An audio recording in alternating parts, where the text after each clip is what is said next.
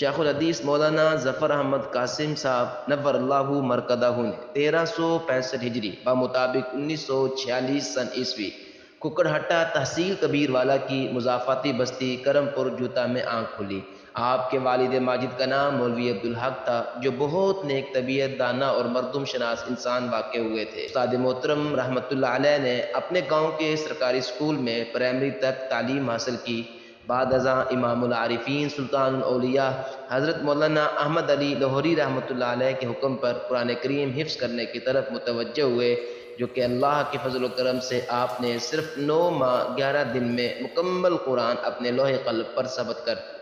آپ نے 1966 سن عیسوی میں ملک پاکستان کے معروف دینی ادارے جامعہ دارالعلوم کبیر والا سے سند فراغ حاصل کی۔ اس دوران اللہ کے فضل و کرم سے آپ کو اپنے عہد کی یگانہ روزگار شخصیات سے استفادے کا خوب موقع ملا۔ پھر آپ اپنے استاد محترم حکیم الاثر مولانا عبدالمجید لدھیانوی رحمۃ اللہ علیہ کے حکم پر مولانا سید نیاز احمد شاہ گیلانی رحمۃ اللہ علیہ کے مدرسہ تلمبہ میں تدریس کے لیے تشریف لے گئے۔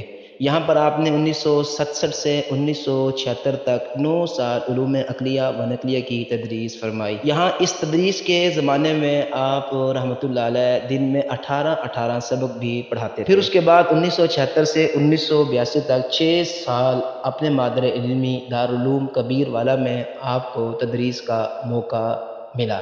1982 سے 1986 تک 4 سال درویش صفت عالم دین مولانا بشیر احمد خاکی رحمۃ اللہ علیہ کے قائم کردہ ادارے جامعہ عثمانیہ شورکوٹ میں آپ تدریسی فرائض سر انجام دیتے رہے۔ اس دوران آپ کے دل میں یہ خواہش پروان چڑھ رہی تھی کہ ایک ایسا ادارہ قائم کیا جائے جہاں دینی علوم کے ساتھ ساتھ عصری فنون بھی پڑھائے جائیں، تاکہ دینی علوم و عصری فنون کے حسین امتزاج سے ایسے علماء فضلاء تیار کیے جائیں جو وقت کے تقاضوں کو سمجھیں اور جدید طرز اور مؤثر اسلوب میں عوام الناس کی دینی، اخلاقی اور سیاسی رہنمائی بھی کر سکے۔ اس مقصد کے حصول کے لیے آپ نے محترم المقام حاجی دوست محمد کھچی مدظلہ العالی کے تعاون سے 8 ایکڑ اراضی پر مشتمل رقبہ حاصل کر کے ایک نظریاتی ادارے کا سنگ بنیاد رکھ دیا۔ پھر آپ نے خود کو اس ادارے کے ہمہ قسم کے انتظام و انصرام کے لیے وقف کر ڈالا اور اللہ کے فضل و کرم سے بہت تھوڑے عرصے میں اس ادارے کو بام عروج تک پہنچایا۔ اگر بات کی جائے آپ کی تحریکی خدمات کی تو اس سلسلے میں عرض ہے، آپ نے ہر دور میں دینی اسلامی تحریکوں میں بڑھ چڑھ کر حصہ لیا۔ 1974 سن عیسوی میں تحریک ختم نبوت چلی تو آپ اس میں دیوانہ وار شریک ہوئے، جس میں آپ کو گرفتاری بھی دینا پڑی۔ بعد ازاں 1970 میں تحریک نظام مصطفیٰ میں آپ نے قائدانہ کردار ادا کیا، تو اس سلسلے میں آپ نے صدائے حق اٹھائی اور صدائے حق اٹھانے کی پاداش میں قید و بند کی صحبتیں بھی برداشت کرنا پڑی۔ آپ کی سب سے پہلی بیعت حضرت اقدس مولانا احمد علی لاہوری رحمۃ اللہ علیہ کے دست اقدس پر ہے۔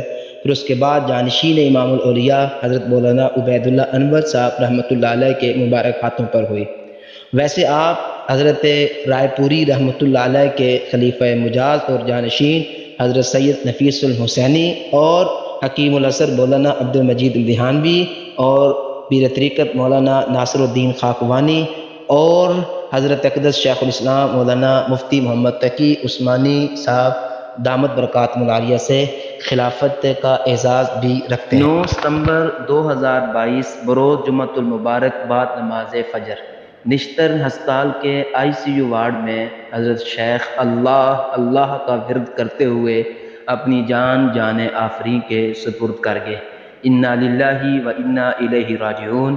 آپ کا جنازہ حضرت اقدس مولانا ناصر الدین خاکوانی صاحب دامت برکاتہم العالیہ نے پڑھایا، جبکہ عوام و خواص کے ایک جمع غفیر نے آپ کے جنازے میں شرکت کی سعادت حاصل کی۔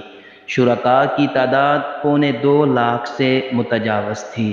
اور بعد ازاں حضرت اساجی رحمۃ اللہ علیہ کو جامعہ خالد بن ولید کے احاطے ہی میں سپرد خاک کر دیا گیا۔ دعا ہے کہ اللہ تعالی حضرت استاد محترم کی تمام تر ملکی، ملی، دینی اور سماجی خدمات قبول فرمائے۔